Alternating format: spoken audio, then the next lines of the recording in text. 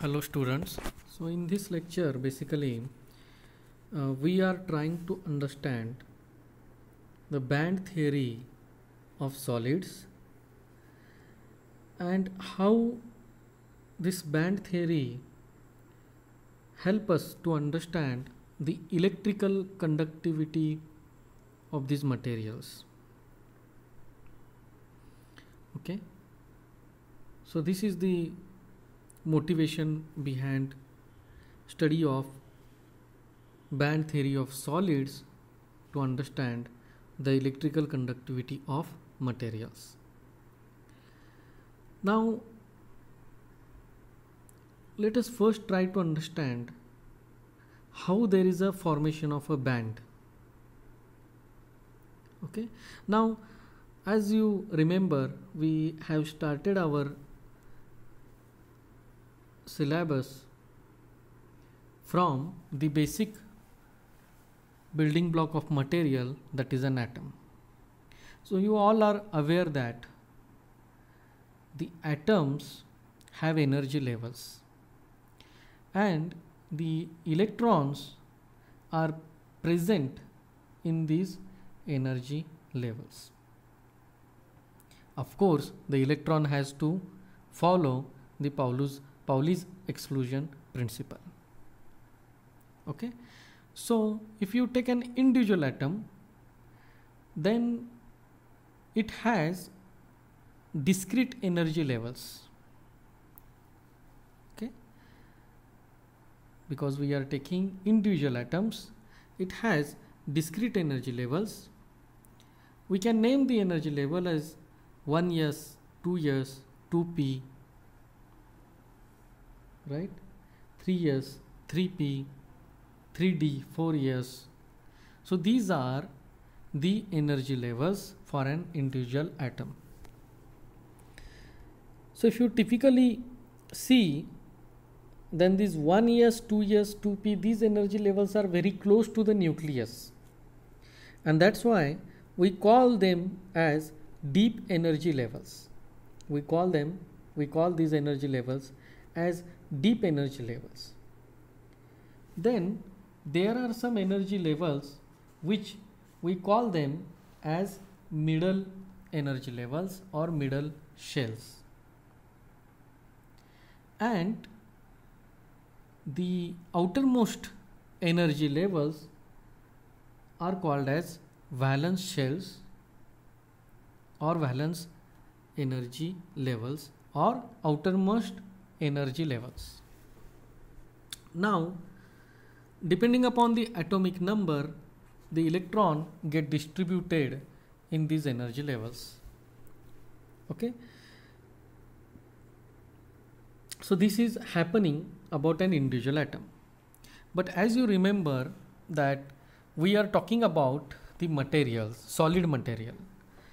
So you are aware that in one of our lecture we have seen that there are around 10 raised to 22 to 10 raised to 25 number of atoms can be present in a unit volume, right? If you take like a 1 centimeter by 1 centimeter by 1 centimeter as a cube, then depending upon the material, the number of atoms will lie in the range of 10 raised to 22 to 10 raised to 25, right? So this is a huge number of atoms, right? So now imagine that the two atoms, they are coming close to each other. Okay, now you have to keep in mind that for an individual atom there is an electron wave function associated with it. Okay, we call it as a wave function because that is a quantum mechanical term where we have the wave function which is associated with that atom. Now when the atoms are individual, they are not interacting with each other their electrons are not interacting with each other because their wave functions, they are well separated from each other, right? But now start to imagine that we are taking individual atoms and trying to make a solid. Okay, to make a solid, okay, the simple step we can think about is that we start to take the atoms close to each other. Okay, and that distance is called as an atomic separation or interatomic distance. Okay, so as we are changing the interatomic distance, that is the distance between the two atoms, then the wave functions which are associated with these atoms, they started to overlap. And once they started to overlap, then depending upon the interatomic distance, there is an interaction of electrons take place, or the energy levels, they started to overlap on each other. Okay, so that is the basic fundamental thing which we are trying to understand in this lecture. So you can see that in this figure we have shown that your x-axis, this is a physical schematic representation of origin of bands. So how in general the bands are formed? You can see that the x-axis is atomic separation, that is a small d. Okay, and unit, you can imagine the interatomic distance in solid that lies in the range of nanometer, or you can convert it in the angstrom. So either you can represent this interatomic distance in terms of angstrom or nanometer. So this is an x-axis. Your y-axis is energy levels, that is E, and the unit for this energy is electron volt. Okay, now as you can see that the energy levels 1s, 2s, 2p, they are very close to the nucleus and they remain discrete even if we change the distance, interatomic distance. Okay, so suppose initially the two atoms, they are far separated from each other, that is the value of d was very high. Now we are trying to decrease the value of d so that the two atoms, they are coming close to each other. So you can see that the 1s, 2s, 2p, even if we decrease the interatomic distance, there is no overlap of 1s, 2s, 2p levels because these are deep levels, but the outermost levels like 3d, 4s, they started to overlap. Okay, they started to overlap. Okay, as we are reducing the atomic separation. Okay, so a separation, okay, comes where it get balanced. Okay, and that distance is called as equilibrium distance or equilibrium atomic separation. Okay, so below this the atoms cannot come close to each other. Okay, and the system is become in equilibrium. Okay, so when the system becomes equilibrium, the distance between the two atoms get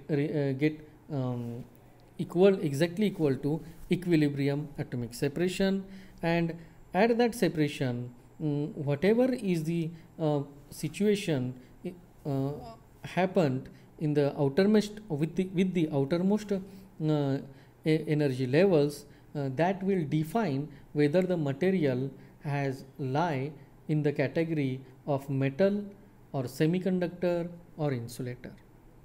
Okay, so this is what happening when the two atoms we are taking close to each other and there is a formation of band. Okay, why we call it as a band? Because as I said, it is a large number of atoms are there, around 10 raised to 20 to 10 raised to 25 number of atoms are available.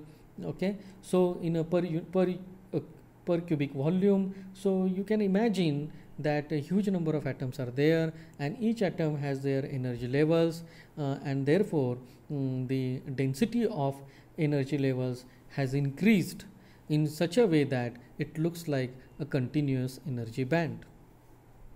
Okay, and in this way there is a formation of a band. So you can see the shaded area, okay, in this figure is the uniform availability of states for electrons in the band, and these are the, as I said, the electrons which are present in the outermost energy levels of the atoms. They only contribute in the electrical conductivity of the materials. So their formation of bands is basically going to define whether the material will be electrically well conducting, or it is a bad conductor of electricity. So at the equilibrium atomic separation, the outer electronic energy levels gives rise to band. The core levels continue to remain discrete. Okay, they are not, and that's why we, in our first lecture, we have said that the electrons which are near to the core, they are not contributing in the electrical conductivity of materials. So bands may overlap and fill in parallel over a range of energy values as shown in the figure. Okay, so the 3D band, okay, of the material and 4s band of the material, okay, they started to overlap with each other. As a range of energy values are allowed in a band, discrete and closely spaced. Okay, so you can see there is another figure, okay, where you can see that the x-axis is again interatomic distance and y-axis is energy, but in this case now these outermost energy levels, that is S and P, okay, initially they overlap as we are decreasing the interatomic distance, but when it reaches to the equilibrium distance, that is A, then you can see that there is a gap, forbidden gap is generated. Okay, there is a generation of forbidden gap, and because of this generation of forbidden gap, the energy levels are not available in this gap.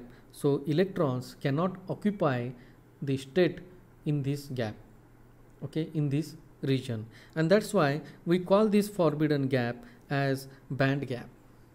Okay, so the top energy band, okay, we call this as a conduction band, and lower energy band we call it as a valence band. Okay, and in between the valence band and conduction band there is a region where there is no energy levels are present, and because of that we call this as a band gap. So this situation may also possible when the two atoms they are coming together. So in this lecture basically we are trying to understand this with the three different examples. Okay, so the first example we are going to take is to understand how there is a band formation in sodium. Okay, now you are aware that the atomic number of sodium is 11, so it's a electronic configuration is 1s2, 2s2, 2p6, 3s1, right? So 1s2, 2s2, 2p6 and 3s1. So this is an individual atom. Okay, and if, as you can see in this image on the left hand side where there is an interatomic distance, it is in the nanometer.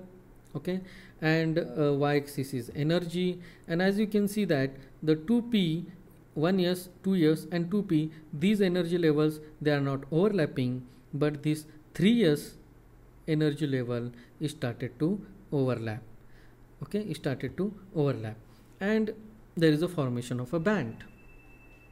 Okay, but as you can see that the energy levels of the sodium atoms becomes bands as their internuclear distance decreases, and the observed internuclear distance in solid sodium is 0.367 nanometer. 0.367 367 nanometer means 3.67 angstrom. When the distance between the two sodium atoms reaches to 3.67 angstrom, then then there is a formation of a sodium solid.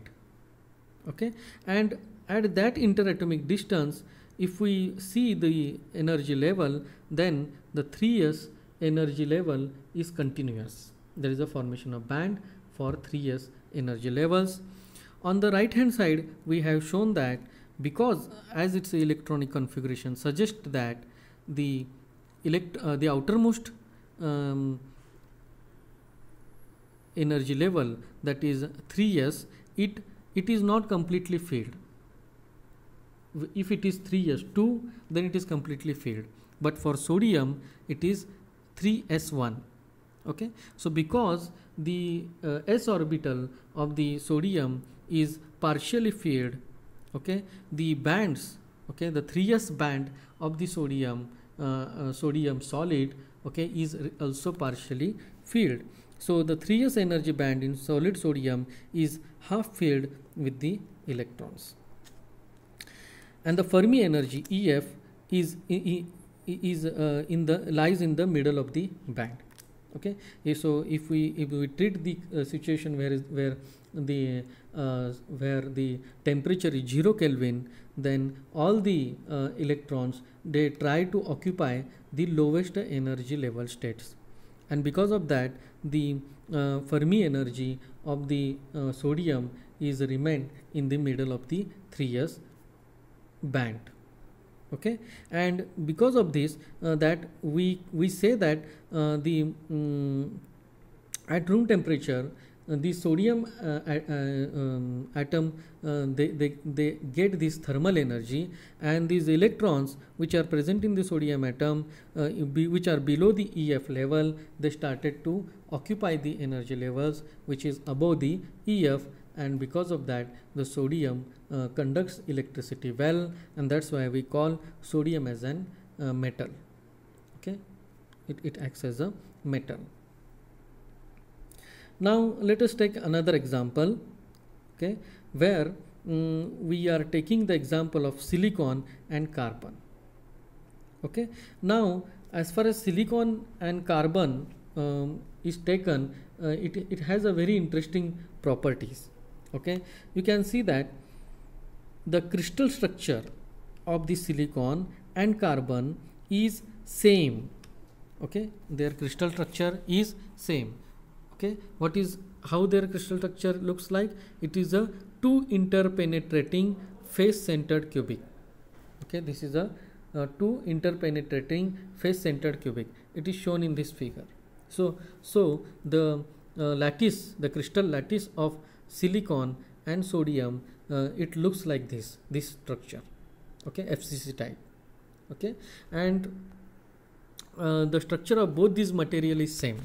Okay, now if we try to understand its electronic configuration, then you are well aware that for the atomic number of silicon is 14. Okay, so its electronic configuration is 1s2, 2s2, 2p6, 3s2, 3p2. Right, its electronic configuration is 1s2, 2s2, 2p6, 3s2, 3p2. And if we take a carbon, then its atomic number is 6, and its electronic configuration is 1s2, 2s2, 2p2.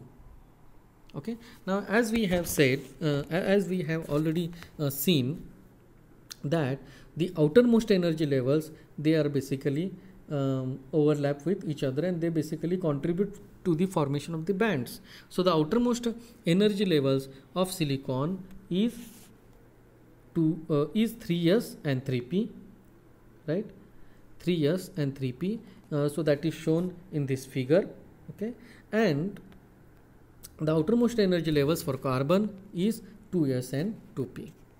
Okay, now the 2s and 2p levels of carbon atoms and 3s and 3p levels of silicon atoms spread into bands that first overlap with decreasing atomic separation and then split into two diverging bands. So you can see that the x-axis of this figure is internuclear distance, y-axis is energy.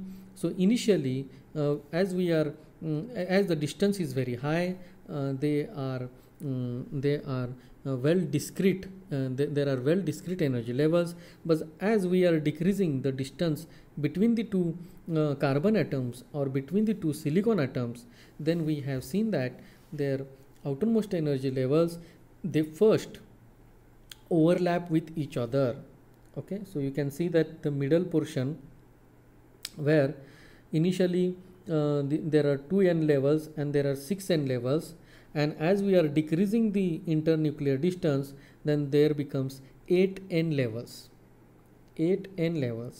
right? So but this is in the meanwhile. But again, if we decrease the interatomic distance, and when we reach to the equilibrium atomic distance, then there we have seen that the two energy bands, they are separated by each other, they get separated out again. Okay, so the interatomic distance for silicon, okay, the interatomic distance for silicon is also called as a lattice constant. So the lattice constant for silicon is 5.43 angstrom, or you can say 0.543 nanometer, okay, which is higher than the lattice constant for diamond, which is 3.57 angstrom, or you can say 0.357 nanometer. So you can see that the distance between the two atoms for silicon is higher than the distance between the two atoms for diamond. Okay, so that is nothing but the lattice constant.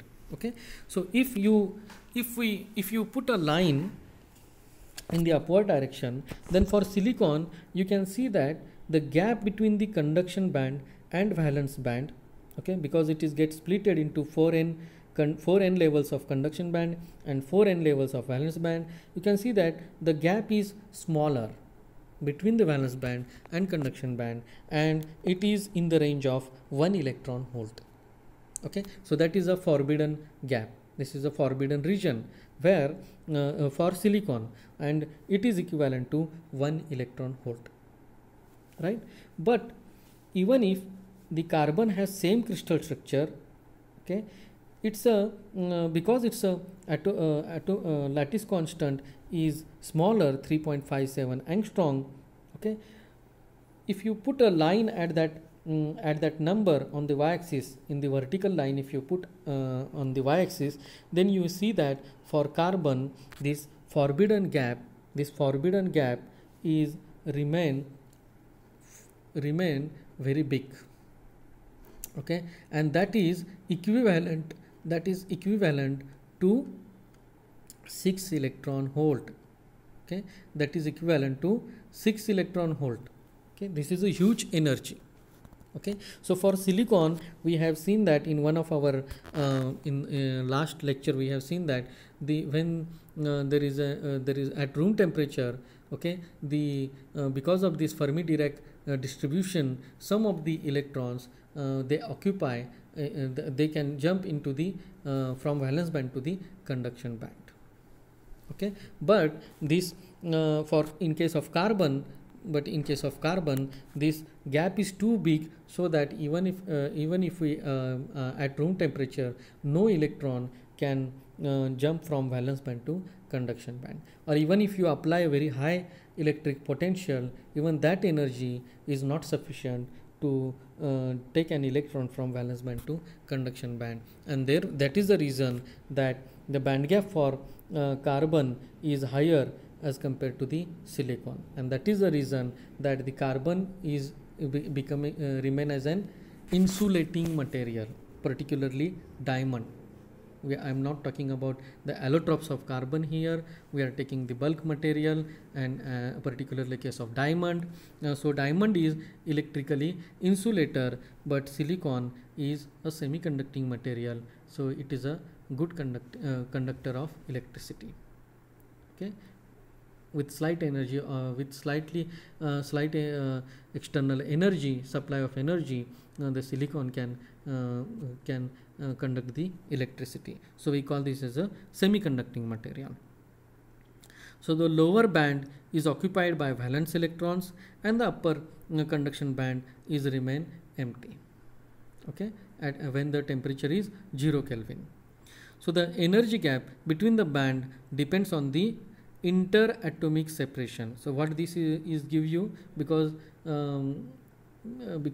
their atomic number is different, okay, their the equilibrium distance is different, and because of that different material, okay, we see that the band gap is basically depends on the interatomic separation. Because so even if it's a crystal structure is same, okay, even if its crystal structure is same, okay, and outermost electron orbit contain the same number of electrons, depending because its atomic separation is different, they have different band gaps, and is greater for carbon. Okay, so the band gap is higher for carbon and smaller for silicon. Okay, so here we can try to understand that the formation of band is basically is very important, which will define whether the material can be classified in the category of metal or silicon, metal or semiconductor or insulator.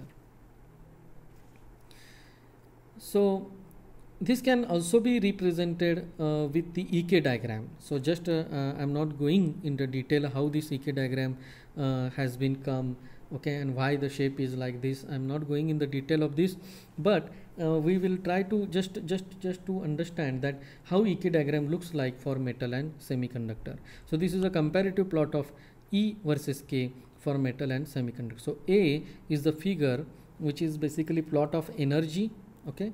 So y-axis is energy, okay, and x-axis is a wave vector k for a free electron. So because the electron is free for metal, okay, it has a continuous EK value, right?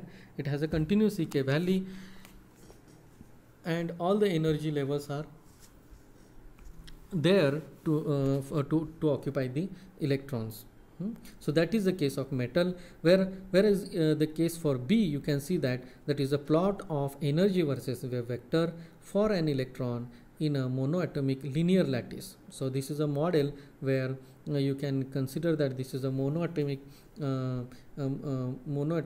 linear lattice, okay, of lattice constant A. So the distance between the two atom is A, okay, and if you have a line of atoms, okay, one line of your lattice, okay, so that and the distance between the two atom is remain constant as A, then you get this type of an EK diagram.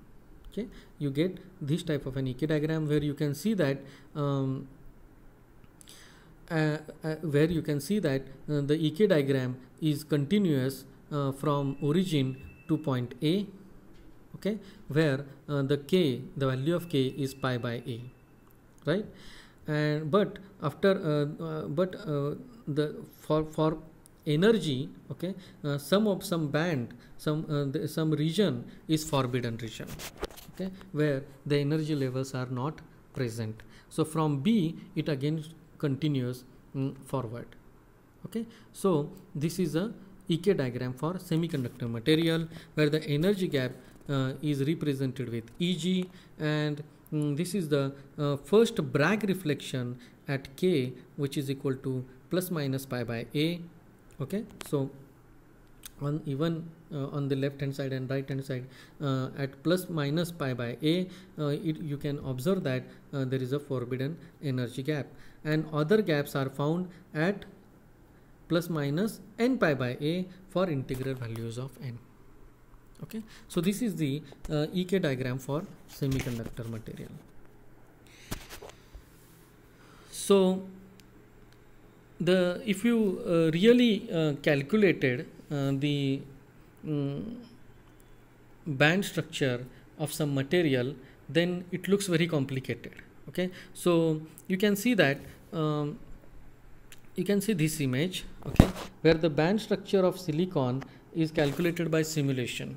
Okay, and you can see that again here this is an EK diagram.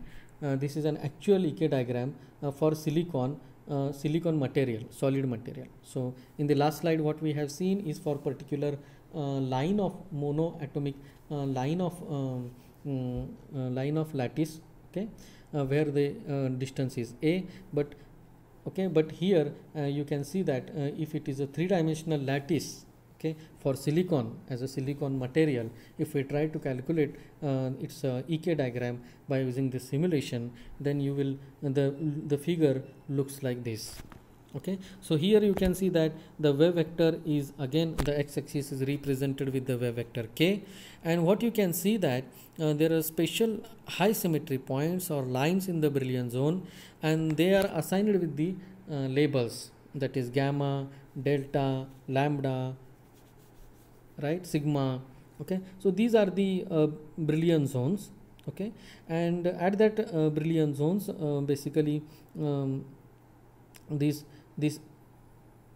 lines are given. Okay, so you can see that on the y-axis the energy the y-axis is represented with energy. Okay, and for silicon, if you want to calculate the band gap, then you can see that you have to find the highest occupied energy level, highest energy level of the valence band. So that is lies in at the position of gamma 25, right, gamma 25, and the lowest energy level of conduction band, so that is at that comes at the symbol x1. Okay, so if you take the difference, okay, if you take the difference between this gamma 25 and x1, okay, then it comes around 1 electron volt. It comes around 1 electron volt, and as you can see that the top of the conduction band, the top of the valence band and bottom of the conduction band, they are situated at different wave vector. They are situated at different wave vector, and that's why we call that silicon has an indirect band gap. That's why we call silicon as an indirect band gap. What is direct band gap? What is indirect band gap? How it affects on the material's optical property, that we will see later. But here you have to just assume that this is the real example of band structure of silicon. Okay, that you can theoretically observe. So the atomic levels they are broadened into bands. Okay, the band at 0 electron volt is the valence band. Okay, the band which is observed at 0 electron volt is the valence band. The next band to higher energy is the conduction band.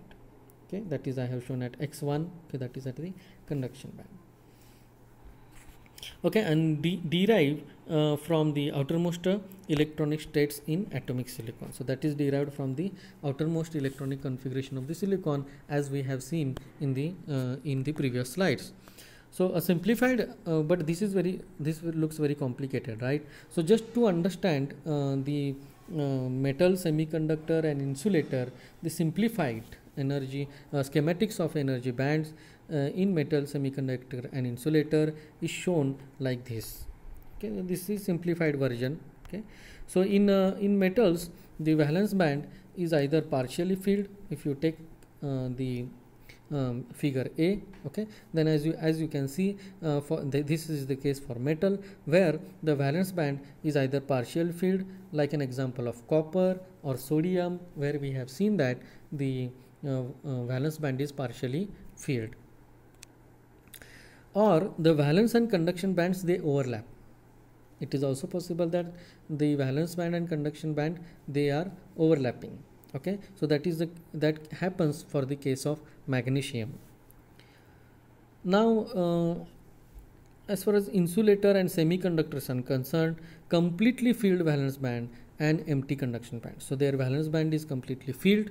Okay, because electrons occupy lowest energy level, okay, at low temperature, right, and their conduction band is remain empty. Insulator and semiconductors are separated by a band which is also called as a forbidden band, and it is called as a band gap. Okay, so that band gap value for semiconductor is low, like silicon, germanium. Okay, for germanium it is in the range of 0.7 electron volt. For silicon it is in the range of 1 electron volt. So these are the semiconductors. For insulators, this value is very high. Okay, 4 electron volt, 5 electron volt, 6 electron volt. So that comes in the class of insulator. So this is the way that how the band gap is basically going to help us to understand the electrical properties of the materials. Okay, so we will stop here. Thank you.